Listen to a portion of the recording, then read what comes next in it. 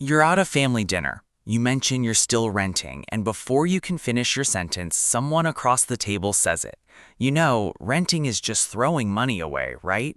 And everyone nods like it's the most obvious thing in the world, like you're some kind of financial child who hasn't figured out the secret yet. And the worst part? For a second, you believe them.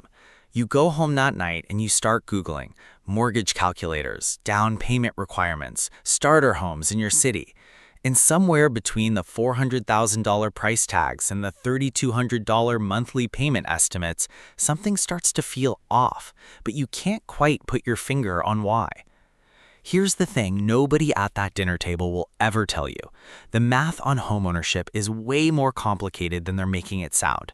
And in a lot of scenarios, real, specific, calculable scenarios, renting and investing the difference builds dramatically more wealth than buying. I said what I said. My name's Brett, and this channel exists for one reason, to cut through the noise and hand you the real financial picture, so you can stop making decisions based on what sounds right and start making decisions based on what actually works. If you want more videos like this, hit subscribe. We drop new content every week, and I promise it's always worth your time. Now let's tear this myth apart piece by piece. Let's start with the word nobody uses when they tell you renting is throwing money away. That word is interest. When you buy a $400,000 home with a 20% down payment on a 30-year mortgage at a 7% interest rate, your monthly payment is roughly $2,129. Sounds manageable, right? Here's where it gets interesting. Over 30 years, you will pay approximately $766,000 total on a $320,000 loan. That's $446,000 in interest alone. Tell me again who's throwing money away. But wait, you own something at the end, right? That's the comeback. And yes, that's true, but home ownership comes with a stack of costs people conveniently forget to mention. Property taxes. In most parts of the country, you're looking at 1 to 2% of your home's value per year on a $400,000 home. That's $4,000 to $8,000 a year, every year, gone. Then there's maintenance. The golden rule in personal finance is to budget 1% of your home's value annually for repairs, $4,000 a year. New roof, HVAC system, plumbing, water heater. These things don't ask for your permission before they break. And then there's homeowner's insurance, HOA fees if you're in one, PMI if you put less than 20% down. Add it all up, and the true cost of owning that $400,000 home is often $3,500 to $4,500 in real cash outflow, not $2,129. That number was just the beginning. Now here's the question that actually matters. What's the alternative costing you? Let's say the equivalent rental in the same area is $2,200 a month. That's a $1,300 monthly gap between renting and the real all-in cost of owning. What happens if you invest that $1,300 every single month instead of dumping it into interest, taxes, and repairs? At an 8% average annual return, the stock market's historical average, over 30 years, that's approximately $1.9 million. $1.9 million from the money you quote-unquote threw away by renting. You might be thinking, okay, but what about home appreciation? Houses go up in value too. And you're right.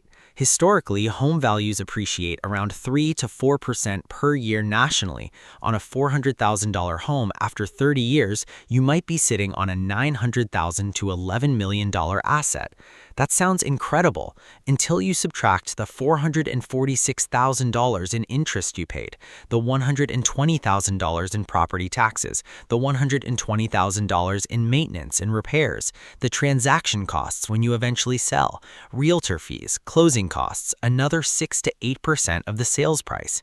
Suddenly, that $1 million house starts looking a lot more like a $300,000 to $400,000 gain over 30 years. Meanwhile, the renter who invested the difference, $1.9 million, liquid, flexible, tax-advantaged if it's in the right accounts. Here's where it gets even more interesting. The rent versus buy math completely changes depending on where you live.